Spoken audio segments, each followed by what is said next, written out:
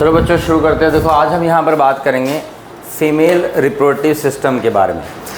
पिछली क्लास में हम लोगों ने लास्ट वीडियो में मेल रिप्रोडक्टिव सिस्टम पूरा कंप्लीट कर लिया था एनसीईआरटी लेवल पर। अब हम बात करते हैं यहाँ पर फीमेल रिप्रोडक्टिव सिस्टम के बारे में। देखो जब मैं बात करता हूँ यहाँ पर फीमेल रिप्रोडक्टिव सिस्टम, तो हमारे पास देखो इसके अंदर क्या क्या चीज़ें आती है फीमेल रिप्रोडक्टिव सिस्टम के अंदर। जब हम फीमेल रिप्रोडक्टिव सिस्टम के बारे में बात करते हैं तो सबसे पहले हम लोग यहाँ पर पढ़ते हैं बच्चों फीमेल के अंदर अपीयर ऑफ ओवरी। हमारे पास यहाँ पर ओवरीज प्रेजेंट होती है बच्चों, ठीक है। There is a presence of a pair of a oviduct, uterus, cervix, vagina, ठीक है जी, और एक्सटर्नल जेनिटेलिया। एक्सटर्नल जेनिटेलिया और then there is the presence of a pair of mammary glands. यहाँ पर हमारे पास इधर में मेमरी ग्लैंड्स प्रेजेंट होते हैं। देखो जी फीमेल रिप्रोडक्टिव सिस्टम के बारे में बात करते हैं तो जब हम फीमेल रिप्रोडक्टिव सिस्टम के बारे में बात करते हैं, ये हमारे पास यहाँ पर बच्चों इधर में फीमेल रिप्रोडक्टिव सिस्टम है।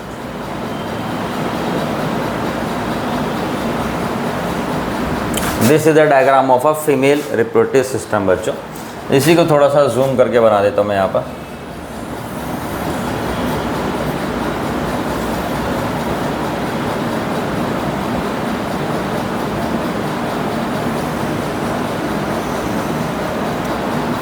ठीक है, ये हमारे पास फीमेल रिप्रोडक्टिव सिस्टम जो है इसका सेक्शन में आपको शो करो।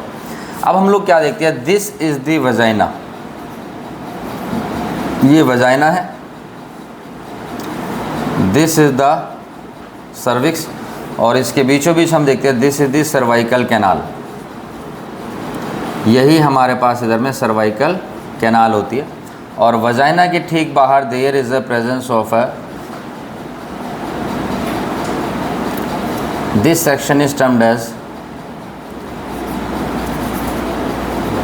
वजाइनल ऑरिफिस, जो आपका एक्सटर्नल जेनिटेलिया भी यहाँ पर बनाता है बच्चों, ठीक। उसके बाद दिस स्ट्रक्चर इज टर्म्ड है यूटेरस। ये हमारे पास इधर में यूटेरस है। यूटेरस पे ही हमारे पास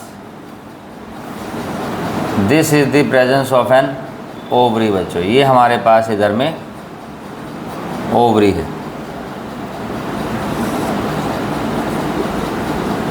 ठीक है। अब हम लोग क्या देखते हैं, जो ओवरी होती है बच्चों ये आपका यूटेरस से या पेल्विक एरिया से कनेक्ट होती है पेल्विक वॉल के थ्रू, लिगामेंट्स के थ्रू। ये देखिए दीज आर द लिगामेंट्स, ये लिगामेंट्स होते हैं बच्चों, ठीक है जी। इन लिगामेंट्स के थ्रू ये यूटेरस वॉल से अटैच होते हैं। These are the ligaments. और हम लोग क्या देखते हैं, ओवरी के ठीक बाहर ही हमारे पास यहाँ पर there is a presence of a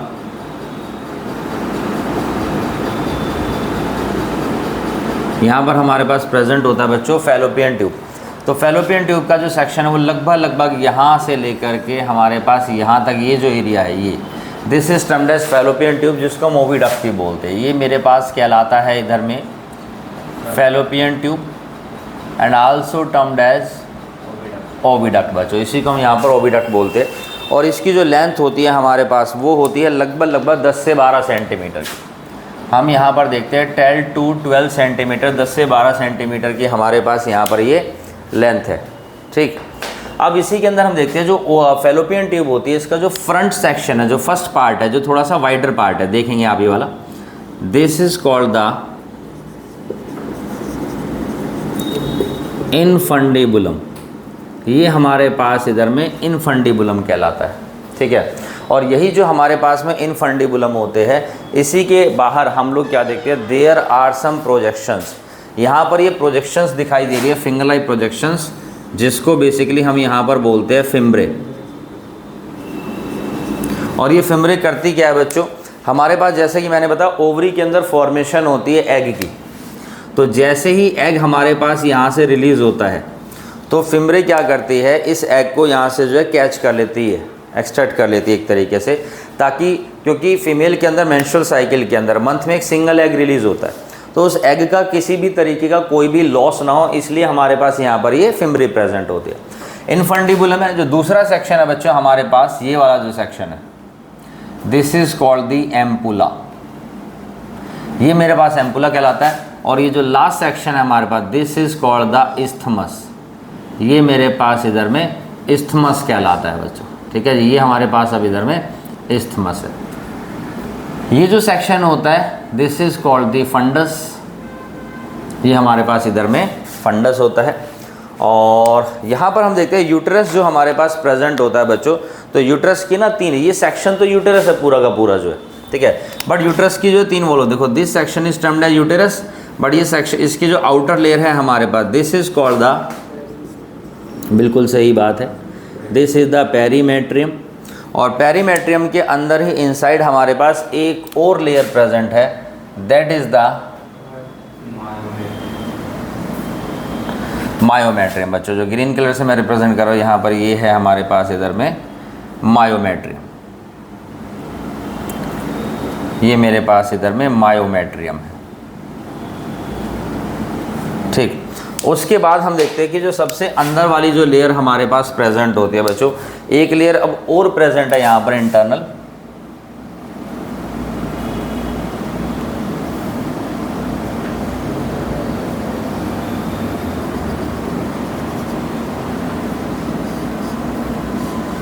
this is called the endometrium.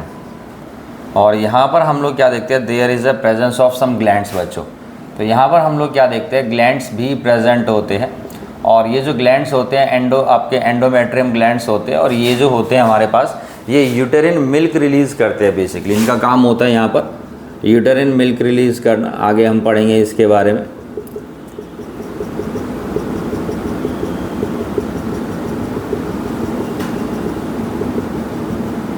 तो हमारे पास ये इस तरीके से प्रेजेंट होती है बच्चों,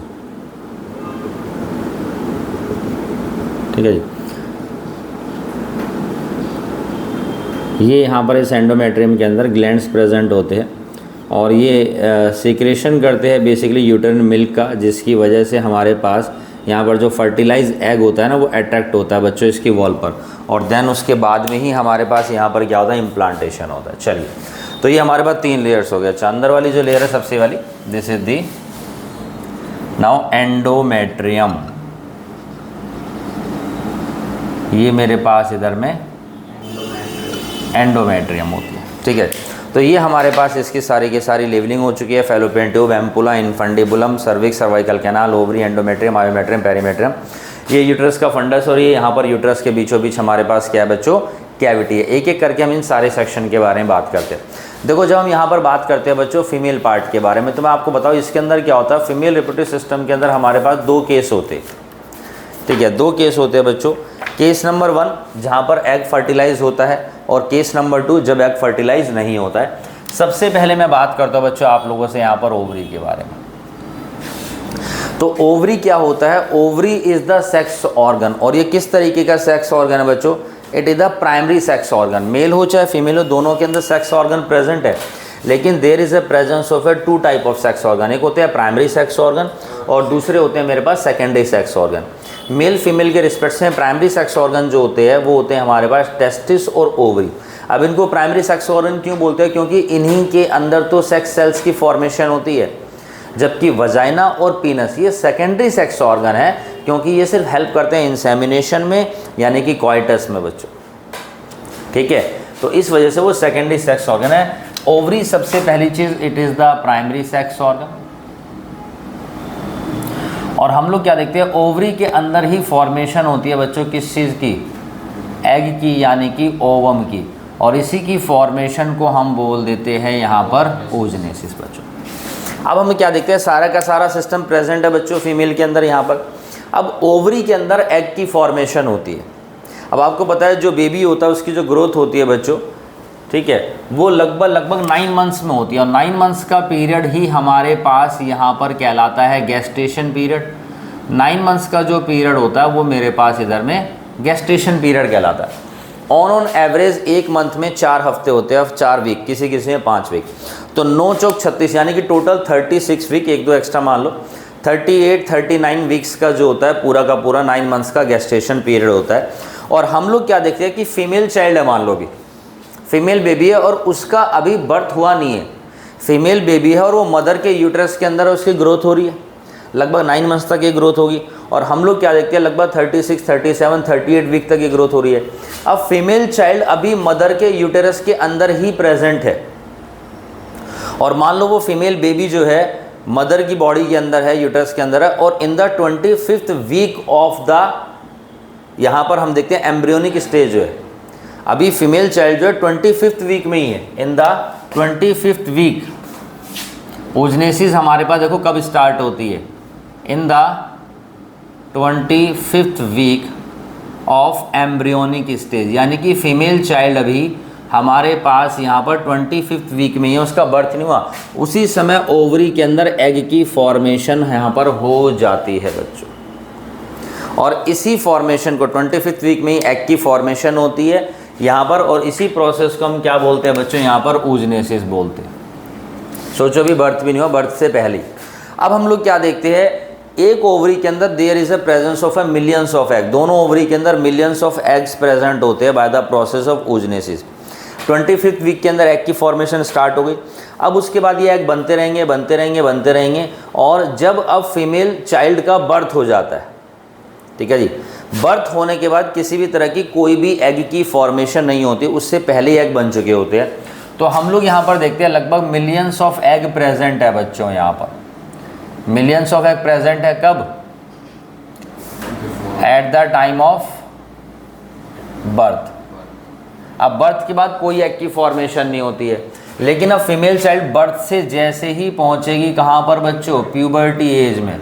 फीमेल चाइल्ड हमारे पास जब बर्थ से प्यूबर्टी एज में पहुंचता है, तो उस समय हम लोग यहाँ पर क्या देखते हैं बच्चों, जब फीमेल चाइल्ड बर्थ से प्यूबर्टी एज में पहुंचेगा तो यहाँ पर मोस्ट ऑफ दी जो एग होते हैं वो डिजनरेट हो जाते हैं। बहुत सारे एग क्या होंगे, डिजनरेट हो जाएंगे। और प्यूबर्टी एज में हम देखते हैं एक ओवरी के अंदर सिर्फ 60 to 80 के एग रिमेन्स, सिर्फ 60 से 80 हज़ार एग जो है अब एक ओवरी के अंदर प्रेजेंट रहेंगे। बहुत सारे एग हमारे पास क्या हो जाते हैं बच्चों, डिजनरेट हो जाते हैं, और उसी प्रोसेस को मैं बोलता हूँ यहाँ पर फॉलिकुलर एट्रीसिया। तो during the follicular atresia millions of egg हमारे पास डिजनरेट, ओनली 60 से 80 हज़ार फंक्शनल एग जो होते हैं वो हमारे पास ओवरी के अंदर यहाँ पर अब प्रेजेंट रहते हैं। अब फीमेल चाइल्ड जैसे ही प्यूबर्टी एज में पहुंच गई, प्यूबर्टी एज में पहुंचने के बाद there is a beginning of menstrual cycle. Puberty age का पता भी कब चलता है, बिगिनिंग ऑफ मेंस्ट्रुअल साइकिल जब स्टार्ट हो जाती है, तो यानी फीमेल प्यूबर्टी एज में पहुंच चुकी है। प्यूबर्टी एज के दौरान यहाँ पर मेंस्ट्रुअल साइकिल स्टार्ट हो जाती है, और उसी मेंस्ट्रुअल साइकिल के मिड में हम लोग यहाँ पर देखते हैं कि एग रिलीज होने स्टार्ट हो जाते हैं बच्चों। देखो साइकिल का मतलब क्या होता है, साइकिल का मतलब होता है जो चीज़ जहाँ से शुरू है वो चीज़ वहीं पर ख़त्म। तो ये मंथली साइकिल्स होती है फीमेल के अंदर, जिसको हम रिप्रोडक्टिव साइकिल बोलते हैं, और ह्यूमंस के अंदर रिप्रोडक्टिव साइकिल को ही मेंस्ट्रुअल साइकिल बोला जाता है।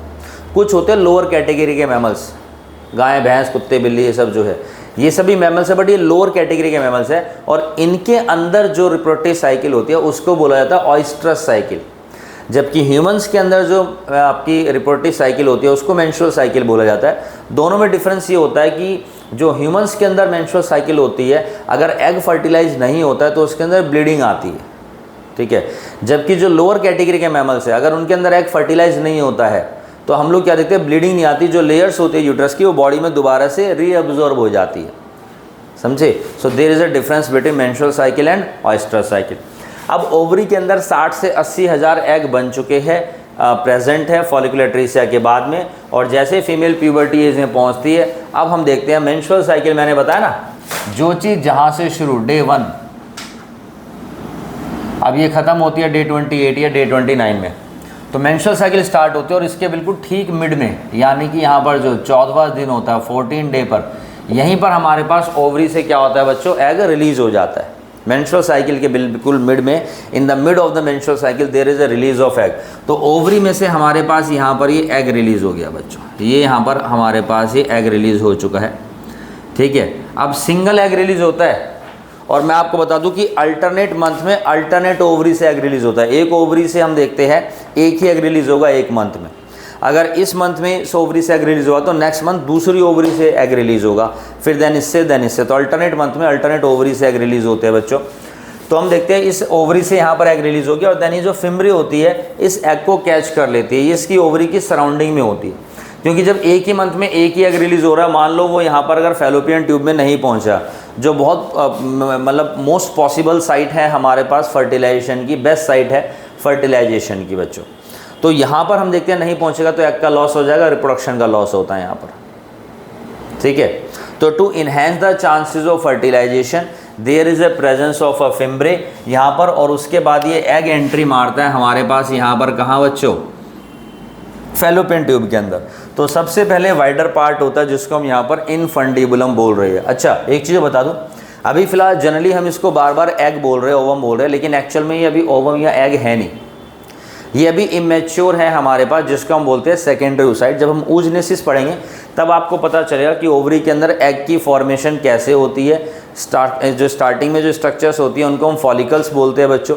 देन उसके बाद वो कन्वर्ट होती है हमारे पास primary follicle, secondary follicle, tertiary follicle, graafian follicle, और उसके अंदर प्रेजेंट होता है प्राइमरी oocyte जो डिफ्रेंशिएट होता है सेकेंडरी oocyte में। तो एक्चुअल में जो ओवरी से रिलीज होता है ना वो सेकेंडरी oocyte होता है, और जब स्पर्म इसके अंदर एंट्री मारता है तब ये मैच्योर होता है, तब ये ओवम कहलाता है एक्चुअल में। तो अभी इससे पहले क्या है, हम कहते हैं इमेच्योर एग है, जिसको मैंने सेकेंडरी oocyte बोला है, फिलहाल जनरली हम एग बोल देते हैं। तो ये एग रिलीज होता है इनफंडिबुलम में। अब ये जो फैलोपियन ट्यूब है बच्चों, इसी फैलोपियन ट्यूब के अंदर हम लोग क्या देखते हैं, there is a presence of a finger like projection. ये देखिए, ये फिंगर लाइक प्रोजेक्शंस होती है बच्चों,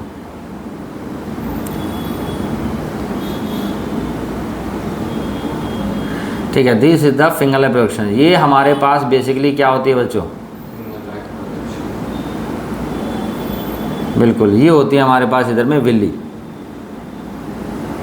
विली, विलाई, जो मर्जी बोल दीजिए।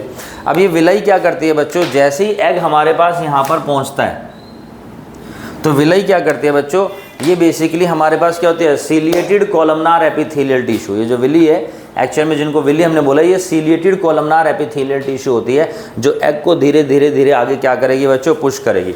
और ये एग हमारे पास यहाँ पर अब कहाँ पहुँच गया, एम्पुला जंक्शन के अंदर बच्चों। ये कहाँ पर प्रेजेंट है, एम्पुला जंक्शन के अंदर। अब जब ओवम या एग हमारे पास एम्पुला जंक्शन में पहुँच जाता है बच्चों, अब ये क्या करेगा, इंतज़ार करेगा किसका, स्पर्म का, क्योंकि जो फर्टिलाइजेशन की साइट होती है वो एम्पुला होती है। क्वेश्चन आता है कि वेयर फर्टिलाइजेशन टेक्स प्लेस, तो आप बोलेंगे फैलोपियन ट्यूब बोल सकते हैं जनरली, ठीक है, लेकिन एक्यूरेसी की बात करें तो आप इसको बोलेंगे एम्पुला। एम्पुला के अंदर हमारे पास यहाँ पर फर्टिलाइजेशन होता है। पुरानी एनसीईआरटी, पुराने कोर्सेज जो टीचर्स अपडेट नहीं है वो अभी भी क्या बताते हैं, एम्पुलरी इस्थमिक जंक्शन में।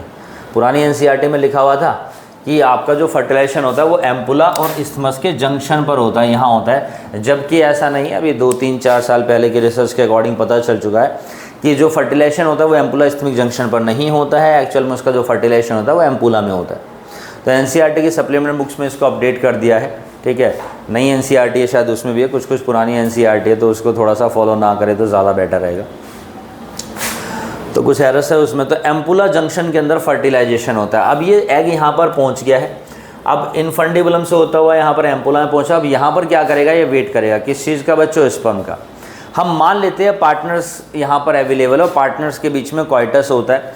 Then there is a insertion of male penis into female vagina. जब इंसर्शन होता है मेल पीनस का फीमेल वजाइना में, ठीक है जी, पीनस का, तो हम देखते हैं कि this process is termed as insemination. ये हमारे पास यहाँ पर इंसेमिनेशन हो चुका है बच्चों। इंसेमिनेशन यानी insertion of male penis into female vagina and there is a release of sperm with the semen. और यहाँ पर हम देखते हैं एक वाइट लिक्विड निकलता है जिसको हम सीमेन बोलते हैं बच्चों, और उसी के अंदर हम लोग यहाँ पर देखते हैं there is a presence of a sperm बच्चों। ये स्पर्म यहाँ से निकले।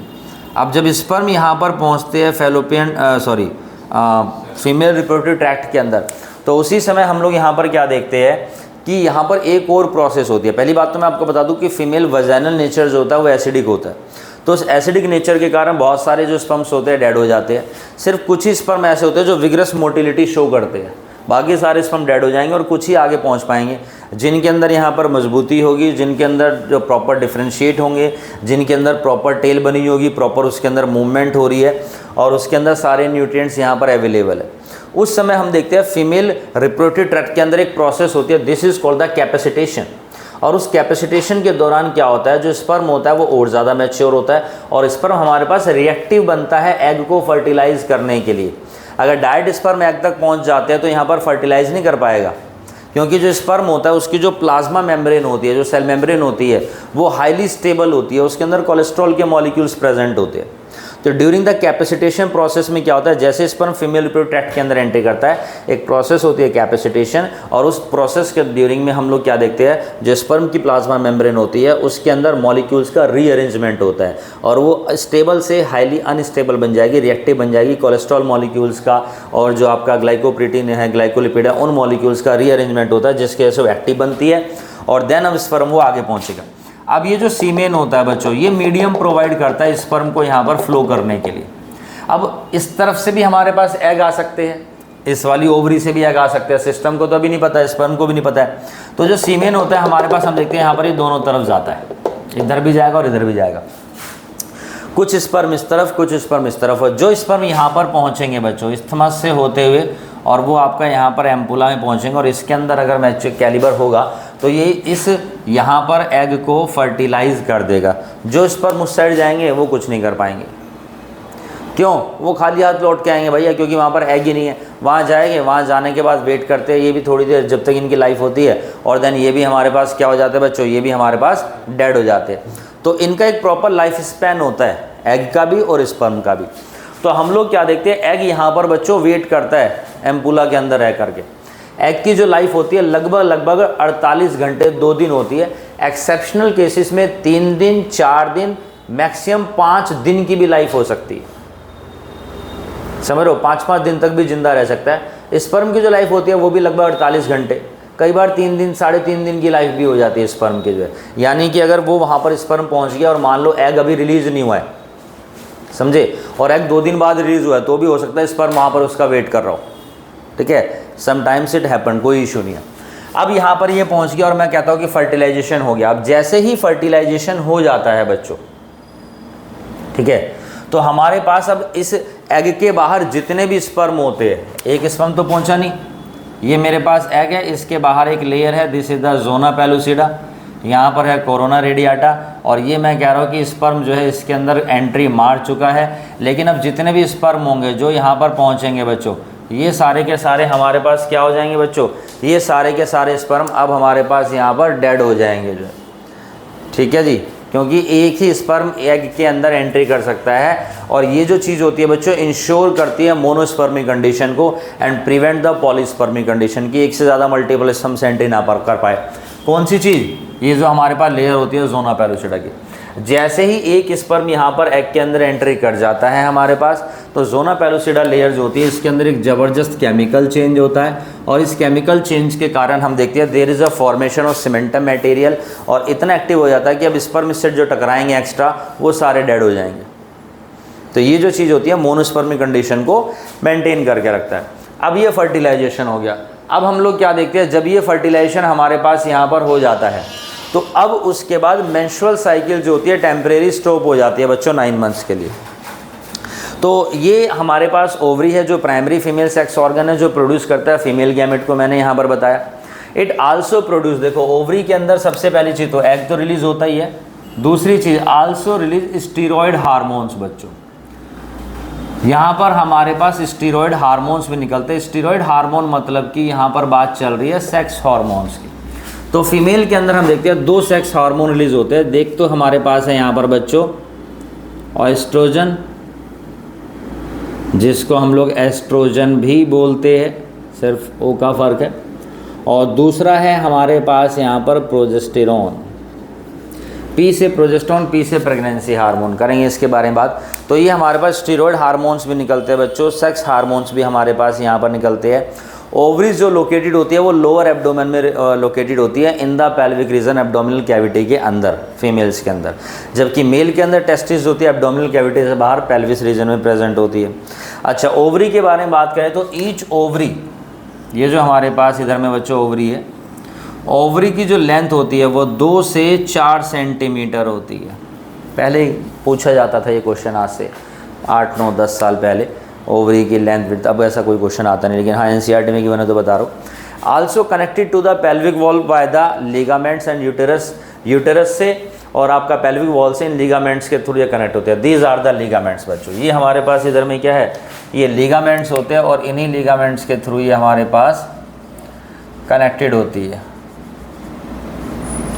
इवन यूटेरस भी होता है हमारा लिगामेंट्स के थ्रू ही होल्ड होता है। सोचिए आप लोग कि जब यहाँ पर यूटेरस के अंदर बेबी प्रेजेंट होगा तो उस समय काफ़ी ज़्यादा लोड पड़ जाता है, वेट हो जाता है, तो हमारे पास हम लोग क्या देखते हैं बच्चों, ये होल्ड करके रखा होता है सारा का सारा सिस्टम यहाँ पर जो, ठीक है, इन्हीं लिगामेंट्स के थ्रू। तो दीज आर दी लिगामेंट्स हमारे पास यहाँ पर।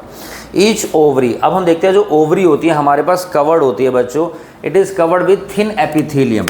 तो हमारे पास यहाँ पर देखो ये थिन एपिथेलियम से कवर्ड है।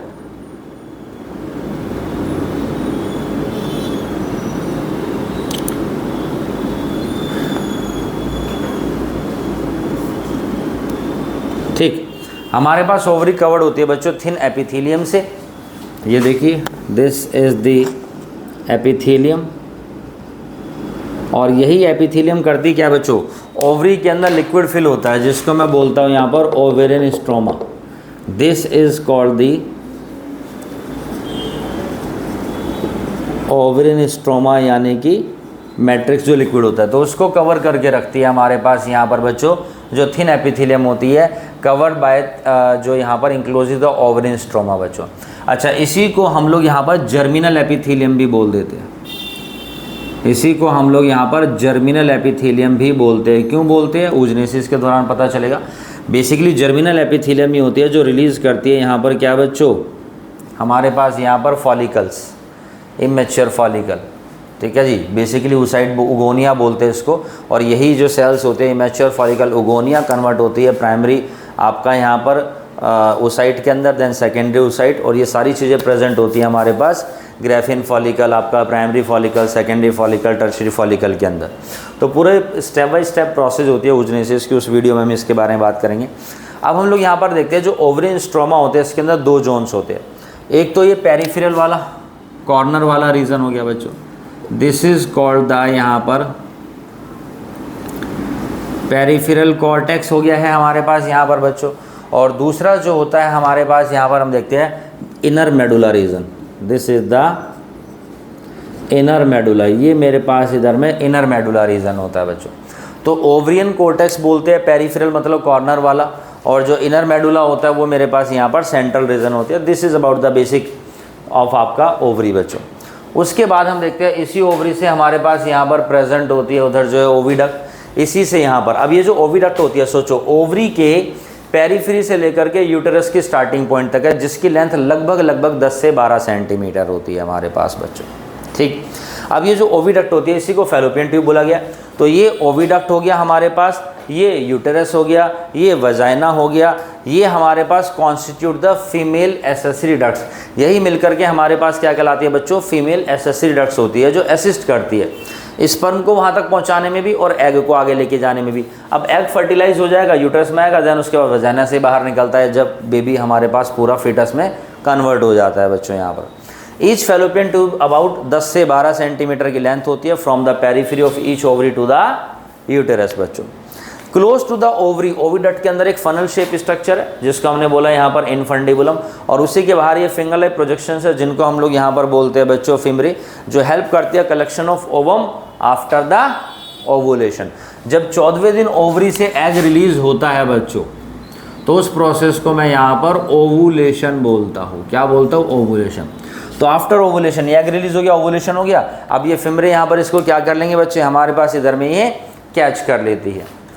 Infundibulum leads to a wider part again, that is called the ampulla. ये एम्पुला हमारे पास यहाँ पर होगा, और जो लास्ट पार्ट होता है फैलोपियन ट्यूब का वो हमारे पास इधर है बच्चों, इस्थमस हो गया, ठीक है। देन हमारे पास ये पूरा सिस्टम यूटेरस है। दिस इज द यूटेरिन कैविटी, ये यूटेरिन कैविटी है हमारे पास, और यही हमारे पास यूटेरस ही कहलाता है बच्चों बेसिकली वोम्ब, गर्भ, जहाँ पर बेबी की प्रॉपर ग्रोथ होती है बच्चों। ये हमारे पास इधर में वोम्ब है। तो it is a single and it is called womb and it is inverted peer shape, उल्टी नाशपाती जैसी इसकी स्ट्रक्चर होती है हमारे पास यहाँ पर, और ये अटैच होता है पेल्विक वॉल से लिगामेंट्स के थ्रू बच्चों। तो यहाँ से भी हम लोग क्या देखते हैं, लीगामेंट्स अटैच्ड होते हैं। ये देखो जी, लीगामेंट्स होते हैं, ये लीगामेंट्स होते हैं, ठीक है जी, ये तो है ही। तो लीगामेंट्स होते हैं जिनके थ्रू वो आपका पेल्विक वॉल से अटैच होता है, क्योंकि जब बेबी की इसमें ग्रोथ होती है तो थोड़ा सा हैवी हो जाता है यूट्रस जो है ना, इसकी शेप हम देखते हैं मॉडिफिकेशन होती है, तो उस समय ये चीज़ें होल्ड करके रखना ज़्यादा ज़रूरी होता है। तो इसीलिए बोलते हैं कि कोई भी जो फीमेल है वो कम से कम रिप्रोडक्टिवली हेल्दी हो, जो फीमेल को बियर कर सके। इसीलिए एक स्पेसिफिक एज डिसाइडेड है मैरिज की भी जो है यहाँ पर, ठीक है। और ये बाल विवाह, बालिका वधू इसीलिए बंद किया गया है बच्चों, क्यों पहले होता था क्या होता है, कम एज में शादी हो जाती थी, जैसे प्यूबर्टी एज आई फीमेल की शादी कर दी। अब उसके बाद में क्या होता था, लोग इतने एजुकेटेड थे नहीं, रिसोर्सेज पूरे थे, किसी तरह की कोई दिक्कत नहीं थी, रिप्रोडक्शन स्टार्ट। और उसमें भी क्या पता चलता था कि एक दो बच्चे पैदा होते ही चल बसते थे, या बच्चे पैदा करते थे माँ चल बसती थी बच्चों। तो ये थोड़ा सा इशू वहाँ पर हमारे को देखने को मिलता था जो है, समझे। और उसका रीज़न क्या था कि जो मदर होती थी या जो फीमेल होती थी वो रिप्रोडक्टिवली हेल्दी नहीं थी रिप्रोडक्शन के लिए। फिर क्या होता है, प्यूबर्टी एज के अंदर ना बहुत सारे चेंजेस अभी चल रहे होते हैं। फीमेल अभी 10 से 12 साल की एज में पहुंची है बच्चों, सोचो। अब क्या होता है, बॉडी के अंदर हार्मोन्स की फॉर्मेशन हो रही होती है, तो बॉडी ना एक्चुअल में हैबिचुअल हो रही होती है उन हार्मोन्स के चेंजेस के अकॉर्डिंग। और उसको वो हैबिचुअल होने से पहले ही मैरिज हो गई, दैन रिप्रोडक्शन हो गया, दैन बेबी हो गई, तो वो फीमेल इतनी रिप्रोडक्टिवली हेल्दी नहीं होती है। दूसरे बेबी में इशू आ जाता है, तीसरा हो गया, या बच्चे कई बार मरे हुए पैदा होते थे, बहुत सारी चीज़ें जिनके बारे में हम डिटेल में रिप्रोडक्टिव हेल्थ में बात करेंगे। चलिए अब हम देखते हैं कि यहाँ पर जो यूटेरस है बच्चों ओपन होता है यहाँ पर किसके अंदर, वजाइना के थ्रू द नैरो सर्विक्स। तो ये सर्विक्स होता है, यहीं पर हमारे पास ये सर्वाइकल कैनाल है इसके थ्रू। और जो हमारे पास यहाँ पर हम देखते हैं बच्चों, जो ल्यूमिन होती है सर्विक्स की, यानी जो बीच में ब्लैंक स्पेस है, ये देखिए, this is called the cervical canal, जहाँ पर सबसे पहले सेमेन आया, स्पर्म आया, देन उसके बाद आगे जो है। अब यहाँ पर हम लोग क्या देखते हैं, जो हमारे पास बच्चों ये यूटेरस होता है, यूट्रस की 3 वॉल्स होती है हमारे पास। वॉल ऑफ द यूट्रस है 3 लेयर्स, जिसमें सबसे बाहर वाली जो लेयर है मेरे पास वो है सबसे पहले यहाँ पर पेरीमेट्रियम। देखो जी, सबसे पहले हमारे पास ये क्या है, पेरीमेट्रियम होता है, ये एक्सटर्नल थिन मेम्ब्रेन होती है। दूसरा हमारे पास यहाँ पर फिर उससे अंदर है बच्चों यहाँ पर मायोमेट्रियम, और ये स्मूथ मसल्स का बना होता है। और हम लोग क्या देखते हैं कि जब बेसिकली जो मायोमेट्रियम होता है, जब अगर एग फर्टिलाइज हो जाता है तो हम लोग क्या देखते हो, जो वजाइनल ओपनिंग होती है बच्चों, ये भी टेम्परेरी क्लोज हो जाती है लगभग 9 मंथ्स के लिए, ताकि किसी भी तरीके से एग यहाँ से बाहर ना जाए। उसका अगर वो रहे तो यहाँ पर ग्रोथ उसकी जो है यहीं पर होती रहे बच्चों। तो हम लोग यहाँ पर क्या देखते हैं कि ये टेम्परेरी स्टॉप हो जाती है, और जब पार्चुरेशन होता है, फीटल इजेक्शन रिफ्लेक्स क्रिएट होता है, यानी डिलीवरी का बिल्कुल जब लास्ट टाइम होता है, तो baby trying to expelled out, ठीक है। और उसकी वजह से क्या होता है, एक पेन होता है जिसको हम लेबर पेन बोलते हैं। तो उस समय क्या होता है, मान लीजिए वजाइना और ये क्लोज है, अभी देखो यहाँ से। अब क्या होता है, यहाँ पर हमारे पास सराउंडिंग मायोमेट्रियम में ये कॉन्ट्रैक्ट होगी, जिसकी वजह से क्या वजाइनल ओपनिंग खुलेगी हमारे पास। ये वजाइनल ओपनिंग हमारे पास क्या होगी बच्चों, खुलेगी। Got it. तो जब ये वजाइनल ओपनिंग हमारे पास खुलती है, हम लोग क्या देखते हैं, तो मायोमेट्रियम ही हमारे पास यहाँ पर ये कॉन्ट्रैक्ट होगी, और जब ये मायोमेट्रियम कॉन्ट्रैक्ट होगी there is a labour pain, यहाँ पर लेबर पेन होगा। तो स्मूथ मसल्स की बनी होती है बच्चों हमारे पास यहाँ पर मायोमेट्रियम। तो कई बार क्या होता है, जैसे फीमेल्स होती है, एक्सपेक्टेड है बेबी की डिलीवरी होने वाली है, तो कुछ फीमेल्स एक्सरसाइज वर्क वगैरह सब काम करना बंद कर देती है। डॉक्टर उनको सलाह देते हैं, जी अब आपका जो बेबी होने वाला है आप काम मत करिए, और उसके बाद क्या कर देते हैं वो खुद सिजेरियन ऑपरेशन के थ्रू बेबी करते थे। तो पहले ऐसा नहीं होता था, फीमेल अपनी सारी एक्टिविटी करती थी जो है, ठीक है। और यहाँ पर हम लोग क्या देखते हैं, हार्मोन्स जो डाइट वगैरह होती थी अपना प्रॉपर काम कर रहे हैं। अब इस तरह का लाइफस्टाइल चेंज हो चुका है, एक्सरसाइज करना बंद, काम करना बंद, डाइट यहाँ पर ख़राब, सारी चीज़ें। तो उसकी वजह से क्या होता है, मायोमेट्रियम जो होता है यहाँ पर बेसिकली हार्मोन होता है, जिसकी वजह से जिसका नाम है बेसिकली ऑक्सीटोसिन, ठीक है, जिसको हम बर्थ कंट्रोल हार्मोन भी बोलते हैं। तो उसकी वजह से मायोमेट्रियम के अंदर क्या होता है, यहाँ पर कॉन्ट्रैक्शन होता है, वो अब हो नहीं रहा यहाँ पर जो नॉर्मल तरीके से। तो उसकी वजह से क्या होता है, कट मारेंगे, बेबी को बाहर निकाल लेंगे बच्चों। तो मायोमेट्रियम स्मूथ मसल्स की बनी होती है, जो यहाँ पर क्या होगी बच्चों, आपकी जब कांटेक्ट होती है उसकी वजह से वेजाइनल ओपनिंग जब खुलती है, जिसको बोल देते हैं जी बच्चेदानी, बच्चेदानी का मुंह खुलता है, देन बेबी जो है वो बाहर आता है बच्चों यहाँ पर हमारे पास। उसके बाद एंडोमेट्रियम, सबसे अंदर वाली लेयर। एंड एंडोमेट्रियम जो होती है हमारे पास, it is the inner glandular layer. एक तो यहाँ पर मैं आपको बता दूँ ग्लैंडुलर लेयर बोला गया क्यों, क्योंकि इसमें से यूटर्न मिल्क का सीक्रेशन होता है। तो ये यहाँ से क्या करेगा बच्चों, रिलीज यूटेरिन मिल्क। अब इसका फ़ायदा क्या होता है, जब एग फर्टिलाइज हो जाता है हमारे पास, तो जैसे ही एग फर्टिलाइज होता है, फर्टिलाइज होने के ठीक आधे घंटे के अंदर इसके अंदर डिवीज़न स्टार्ट हो जाता है बच्चों। तो हमारे पास ये कन्वर्ट हो जाता है 2 सेल स्टेज में, देन 3 सेल स्टेज में, 4, 5, 6, 7, 8, ठीक है जी, इस तरीके से। और उसके बाद हम देखते हैं कि आपका ये फैलोपियन ट्यूब से बाहर आ जाता है कहाँ पर बच्चों, ये यूटेरस में। अब जब ये यूटेरस में आ जाता है हमारे पास, तो यूटेरस के बाहर हम लोग यहाँ पर देखते हैं बच्चों क्या होता है कि यहाँ पर जो एंडोमेट्रियम होते हैं यूटेरम मिल्क रिलीज़ करेंगी, और जिसके बाहर बाद हम देखते हैं एम्ब्रो में से कोरियोनिक विलाई निकलती है और ये इसको अपनी तरफ अट्रैक्ट करता है, और उसके बाद इनका यहाँ पर क्या हो जाता है बच्चों, अटैचमेंट हो जाता है, फॉर्मेशन होती है प्लासेंटा की, और उसी में से अम्बिलिकल कॉर्ड निकलती है। तो एक तरीके से अट्रैक्ट करता है किस चीज़ के लिए, कि वो यहाँ पर अट्रैक्ट और अटैच हो जाए। उस प्रोसेस को हम लोग यहाँ पर बोलते हैं इम्प्लांटेशन। क्या बोलते हैं बच्चों, इम्प्लांटेशन बोलते हैं।